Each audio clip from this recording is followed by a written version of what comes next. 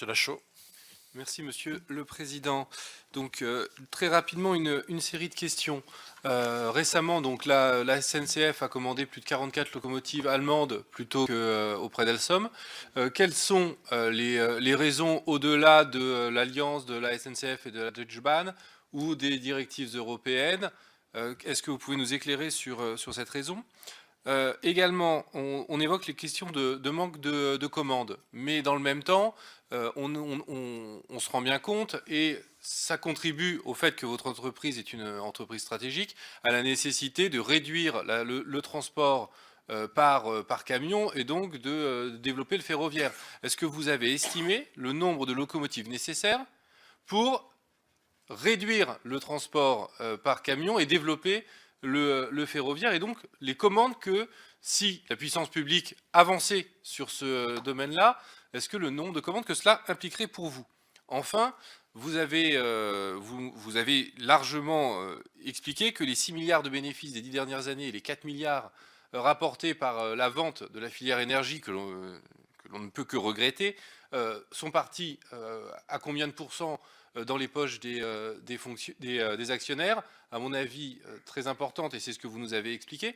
Est-ce que là, il n'y a pas on va dire un problème dans la direction et dans la gestion de cette entreprise qui pourrait et qui aurait pu légitimer de la part de l'État une nationalisation pour justement assurer la bonne gestion d'une entreprise stratégique, et comme même ce gouvernement l'a fait sur STX, une nationalisation pour régler la question et le problème actuel. Et enfin, dernière question, lors de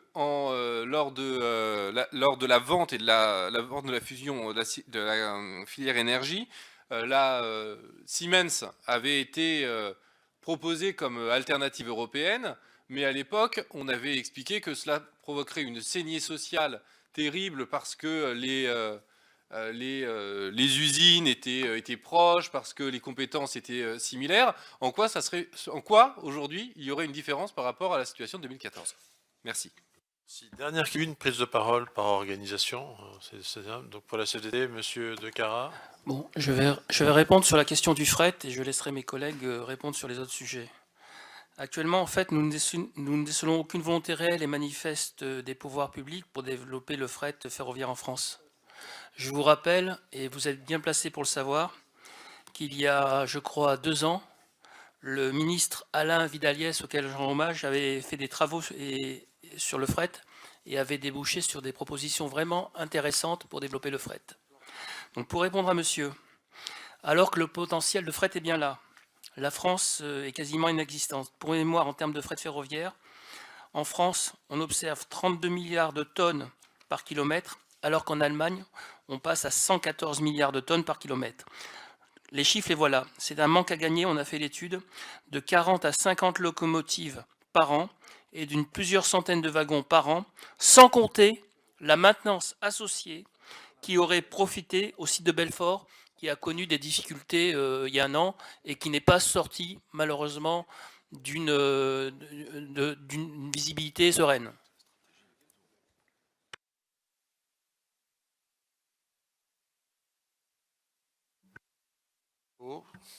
Oui, répondre à toutes ces questions. Alors, pourquoi ils ont acheté à Kiem du matériel aux Allemands? Eh bien, on se pose la question, hein. On l'avait dénoncé à l'époque. C'est vrai que Belfort, il marche sur 2 jambes. Il y a les motrices TGV, mais aussi les locomotives. Et sans fret, eh ben, effectivement, pas de locomotive, et pas de locomotive, moins de moteur, et toute la chaîne va beaucoup moins bien.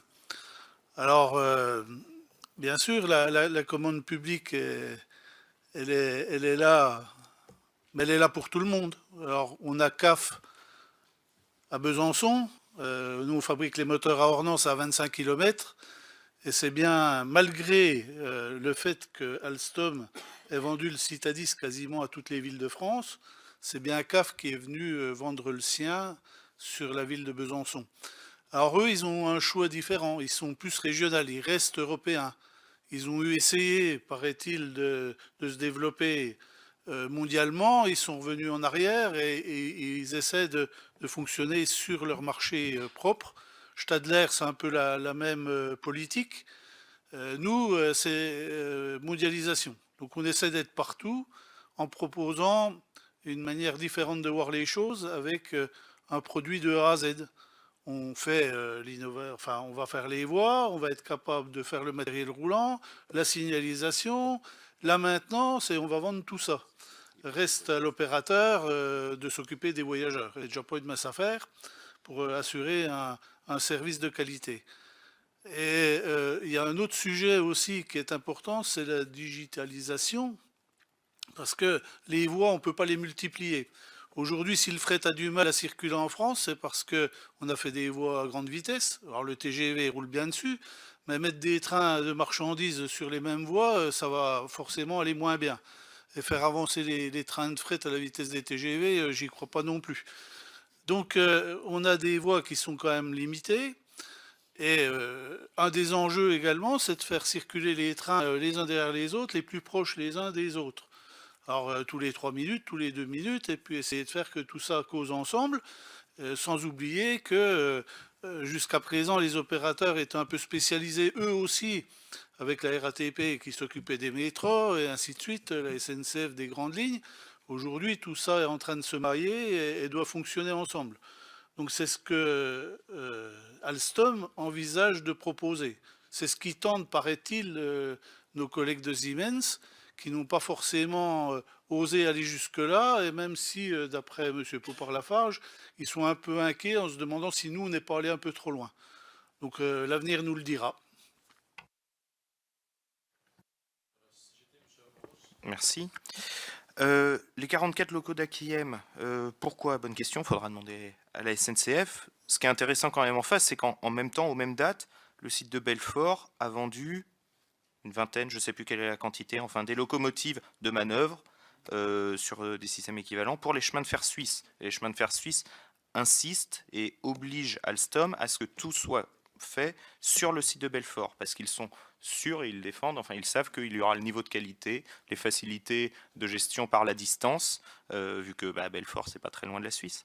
Voilà, puisque tout ça a été ACC, donc les chemins de fer suisses obligent et insistent pour qu'Alstom fasse ses locomotives sur le site de Belfort. Donc voilà, derrière les raisons qui ont mené la SNCF à choisir les locaux pour Akiem, faudra leur demander. Voilà, les besoins autour du fret sont énormes. Bon, il y a l'UNIFE, les chiffres cités par Monsieur De Cara en Europe de manière générale et en France notamment. Aujourd'hui, en France, on est dans les pays où il y a le moins de ferroviaire, le moins de fret par rapport au transport de marchandises, à part les pays où il n'y a pas de rail comme Malte, par exemple, quoi. Derrière, alors là, moi, je vais pas forcément l'avoir quantifié, mais c'est ce que je vous propose dans le point, c'est ce qu'on vous propose dans le point 4, quoi, où il faudra définir les besoins futurs avec tous les accords, les acteurs à court, à moyen et à long terme, des besoins en termes de quantité et des besoins en termes de qualité, de caractéristiques. Voilà, c'est ça sur lesquels il faut travailler. Mais en tout cas, on sait qu'ils sont grands. Le Buy European Act n'est pas la solution, effectivement, et ça suffira pas, hein, ça on est d'accord. C'est un point qui peut être intéressant, ça ne suffira pas, parce qu'on sait, un Buy European Act fera des conditions européennes, pas des conditions françaises, mais on ne dit pas qu'il faut absolument... Enfin, je ne veux pas dire qu'il faut protéger... Enfin, si, j'ai envie de dire il faut protéger le marché français, mais il n'y a pas que ça, il faut aussi protéger un peu tous les pays. Mais nous avons la capacité, à condition qu'on nous les donne, et à condition qu'on arrête d'extraire uniquement de l'argent, enfin, à condition de donner les moyens, à condition d'avoir de l'ambition pour ce qu'on veut faire, d'avoir les compétences, de renforcer l'outil industriel. À Belfort, la découpeuse laser, elle a 30 ans, elle prend feu tous les 6 mois, parce qu'elle a 30 ans, elle a bout de souffle. Il y a des ateliers dans certaines usines où il pleut, donc les gens ils doivent travailler avec les gants, sous des parapluies, des bâches, je ne sais pas plus trop comment ils font, il pleut à l'intérieur. Et derrière, avec ça, ils arrivent à sortir les métros dernier modèle pour la RATP, des locomotives qui vont à 350 km/h. Enfin les TGV, quoi, les motrices du TGV qui vont à 350 km/h. On est un des rares pays, c'est une des rares usines qui sait faire de telles choses. et parfois il pleut à l'intérieur, ou la découpeuse prend feu. Voilà, c'est ça cette problématique que nous avons aujourd'hui sur l'outil industriel, mais aussi d'ingénierie, hein, toute la gamme, en France, sur Alstom, et même dans l'ensemble de la filière, hein, on peut généraliser. L'État doit agir, oui, effectivement, mais là, ce qu'il fait, c'est qu'il se défausse, en fait. C'est l'impression que ça donne, en fait. On dit, OK, bah, Alstom, vous donnez plein de sous aux actionnaires pour qu'ils disent OK, et puis, hop, bah, tout passe à Siemens. L'État ne s'engage plus dans la gestion, n'aura plus de regard sur l'avenir de l'activité. C'est pour ça, enfin, je peux revenir sur mon plan, hein, mais c'est pour ça que le point 1 ou le point 1, le point 2, le point 3, justement, disent que l'État doit agir, pas uniquement en prenant des actions, mais en étant un acteur de tout ceci, pour donner des directives, pour donner des moyens, pour contrôler, et pour avoir un regard sur tout ça. Les capacités, des exemples de concurrents directs, oui, bah, CAF, Talgo, Skoda, Stadler, enfin après même on peut dire dans l'autre sens, aujourd'hui Alstom vient concurrencer la SNCF sur ses activités de maintenance. Voilà, il y a les technicentres SNCF ferment et à la place il y a des centres Alstom qui ouvrent.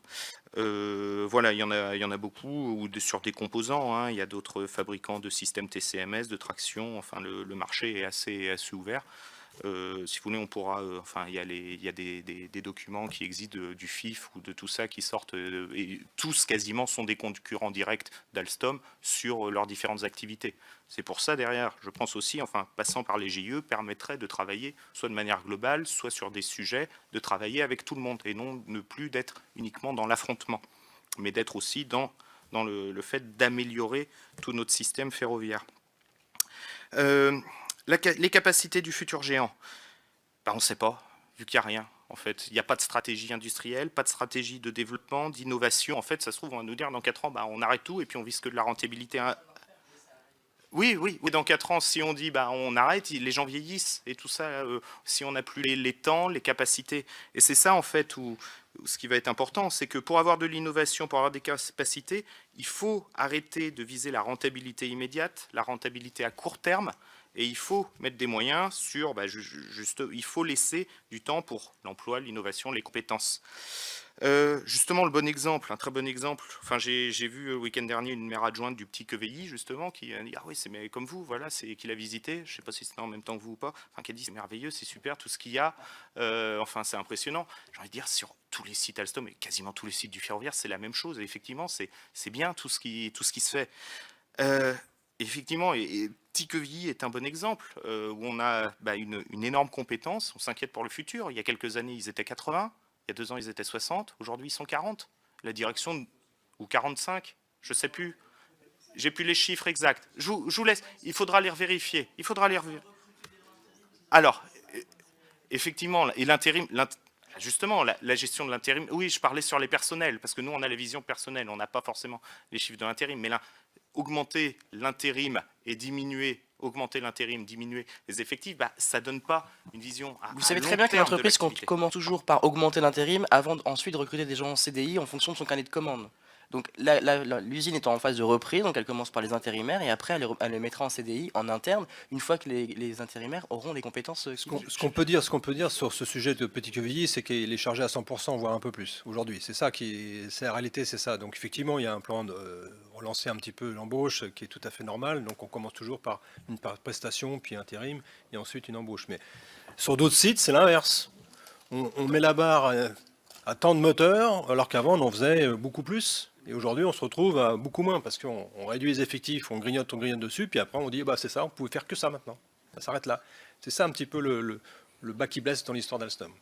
Si vous arrivez à avoir... Je voulais juste rebondir sur l'intérim que vous dites. Juste- Moi, je ne suis pas d'accord avec vous, parce que si je prends l'établissement d'Étré, aujourd'hui, on a un effectif qui diminue de CDI à Alstom, alors que les intérimaires, ils sont toujours constants. On est passé de 1347 en 2013, et aujourd'hui, on est 1070. Donc, Je parlais simplement en phase de reprise d'une usine. On commence toujours par recruter des intérimaires avant de recruter des gens avec des contrats pérennes de l'entreprise. Je ne parle pas de cas de toutes les usines, mais en phase de reprise, c'est généralement comme ça que ça se passe. Dans l'automobile, c'est tout à fait pareil. Bien, merci. Dernière intervention peut-être, M. Mandar.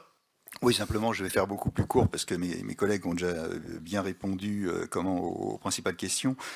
Simplement, les points qui n'ont pas été évoqués, donc sur le bain de sang social, c'est le terme que j'avais évoqué moi, à l'époque avec Siemens, hein, quand il y avait le projet de rapprochement de vente, de rapprochement des activités ferroviaires de Siemens et d'Alstom en 2014-2015.